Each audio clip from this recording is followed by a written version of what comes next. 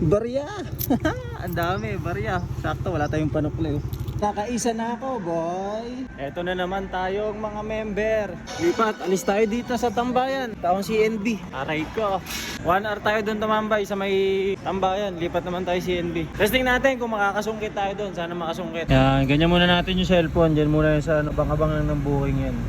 Balik akong Arbo. Dinadaan-daanan lang din tayo doon. Diskarte na lang kung paano magkakabuhay ko rin kahit ganun yung pangyayari. Wala tayong no choice eh. Hindi na siya masolusyonan ni Grab. Kaya hanap-hanap na lang tayo diskarte. Ginawa ko na lahat ng aking makakaya po. Kaso wala talaga. Dinaanan lang ako doon ng isang vlogger. Yung naka-click. Tito mo ba yun?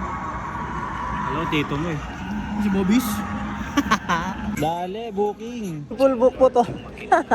Tatlo yan, boy. Solid. Isang ano lang? KFC? Tatlo? Hindi, laki 28. Hindi, KFC yan, tatlo.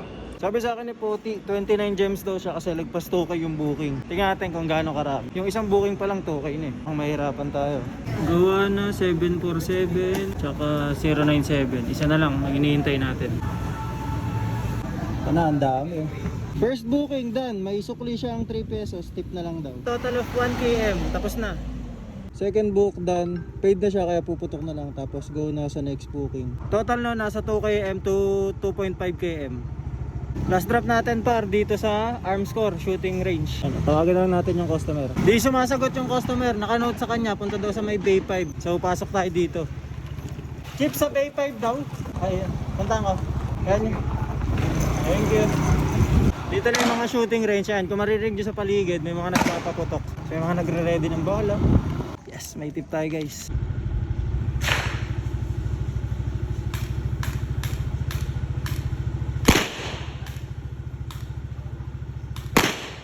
Grabe, solid. Ang ganda manood.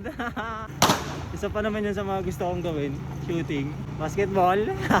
Balik Arbo na. Trabaho na ulit. Yun o, nagkatabi yung kambal. Pinasukan tayo. Double book. Bonchon at 24 chicken heights. Ito hatak. Ito bonchon. Ayun na lang. Mali. Triple book pala yung pumasok sa atin. Dalawang bonchon. Tapos isang west drive yung hatak. Waiting time. 5 minutes. Punta na tayo sa my next pick up. Sa hatak. Hatak yun eh.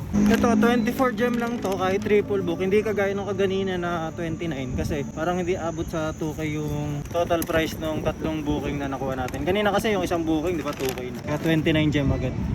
Atid ko na to. Unang drop natin, all goods na. Binigyan tayo ng 40 pesos na tip. Medyo binibuenas ata tayo ngayong araw. Puro tayo tip pa. Last drop na ako at ang last drop natin ay sa St. Mateos, sa may San Mateo. Paglagpas ng tulay nung Marikina San Mateo connection. Connection! Ano yung sinasabi ko? Connector. Marikina at saka San Mateo. Connector. Ano yan? Charger. Tapos na yung planner natin. Nagpatay na ako at uuwi na ako. Mamaya na lang ulit alas 5. Kape muna. Mag-alas 5 na bago tayo lumabas ulit. Nakapito pala tayo kaganina sa planner natin. Ayun. Okay na rin yun. Hindi na masama para sa 10 to 1. Lip top. Si RB mo ang basura. Kagaya nito, tsaka nito. Uy. Express tayo sa Mercury Drug. Last time nag-pick up din tayo sa Mercury Drug. Tapos dinala natin kay Ma'am Laurel. Kabisado na natin kung saan siya. Pick up po. Sige po. Ito na naman yung mayabang. Ha? Ito lang, bakit? Sa'yo kasi madami kasi Double book to. mga malalakas kasi kayo. Pero pa ako isa eh. Lahat ng kagaya niya mamamat. Hello po. Ako po. Salamat po ulit. Kabisado na kasi natin siya guys. Kaya alam na natin. Total of 1 km yun. 54 pesos. Pagpapark pa lang, may booking agad. 389. May 389 ka dyan? Dali. Matagal pa yung waiting natin sa parking. Prepared niya dito sa Chowking. Kaya all goods. Tapos na, na-deliver na natin. At 1,000 ang pera. Agas na naman ang ating barya. Nakasungkit na naman tayo ng triple book. Ayun o. On the way pa lang tayo sa third pickup natin. Inabot tayo ng dilim. Kapag ka triple book, ito yung isa sa pwedeng umabala. Good abala. Kasi tagal. Swerte na lang kung prepared na lahat, di ba? Malawak na ang ating nasasakupan. Kilala tayo ng isang crew. Shoutout sa'yo boss. Hindi ko kasi dala yung phone ko sa loob. Dito lang tayo nakapag-video. Sa Pepe Toms po. Salamat sir sa tip. Tip tayo guys, 20 pesos. Nag-chat na yung last customer natin. Bakit daw delayed? Siguro kasama na siya doon sa nag-book ng regular booking. Para na kasi siyang lalamove. Parang may regular booking na rin ata dito. Hindi ko lang sure yung Saber kineme. Hindi ko talaga sure. Pero buti na lang, malapit lang siya dito sa second drop off ko. Ayan, doon lang siya sa may dulo pagka-drop. Ayun o. Grab po. Ito po. Salamat po. Na-deliver na natin at hindi naman mukhang galit si madam dahil late. Pero ayun, additional ko na lang din sa mga customer namin na meron niya atang ganun-ganon, saver.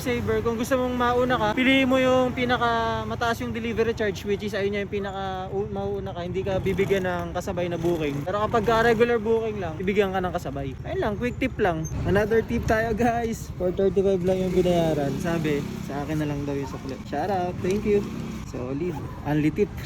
Ito, new booking natin, double book siya, pero 24 gem. 22 gem lang. Dahil, lagpas 2K. Pag lagpas 2K talaga, nagti 22 gem. Always shoutout sa Maylins and Saimada. Lagi silang may paganto sa rider nila. Pero dito na tayo sa drop off ng customer. Uy, napunit.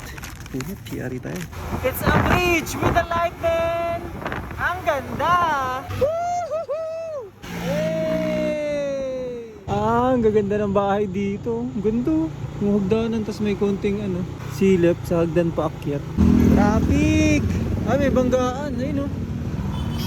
Last 2 minutes bago mag alas 8. Paot na yung planner natin. So, pahinga na muna tayo.